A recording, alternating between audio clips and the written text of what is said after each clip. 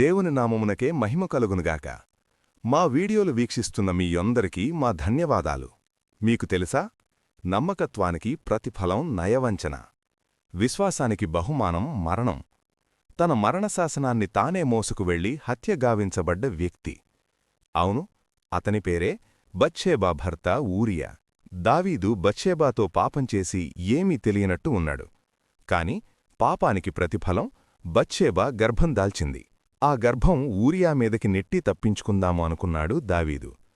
యుద్ధంలో నుండి ఊరియాని పిలిపించి ఇంటికి వెళ్లి తన భార్యతో ఆనందంగా గడపమన్నాడు. ఊరియాకి రాజభక్తి ఎక్కువ. తన రాజ్యం మరియు రాజు యుద్ధంలో ఉండగా నేను ఆనందంగా ఎలా గడపగలనో అని రాజుకోటలోనే ఉండిపోయాడు. ఎన్ని ప్రయత్నాలు దావీదు చేసినా ఊరియా మాత్రం ఇంటికి వెళ్లలేదు. చివరికి ఊరియా ప్రాణాలు తీయాలి అని దావీదు నిర్ణయించుకుని, యుద్ధం బలంగా జరిగే చోట బలహీనంగా ఉన్న కొంతమంది సైన్యంతో ఊరియాని పంపించు అని మరణశాసనాన్ని రాసి సైన్యాధిపతికివ్వమని దాన్ని ఊరియా చేతికే ఇచ్చి పంపిస్తాడు. నమ్మకమైన దాసుడు ఏమీ ఆలోచించకుండా వెళ్ళి సైన్యాధిపతికి ఇస్తాడు. సైన్యాధిపతి రాజు ఆజ్ఞ అమలుపరుస్తాడు. ఊరియాతో పాటు కొంతమంది సైనికులు యుద్ధంలో ప్రాణాలు పోగొట్టుకుంటారు.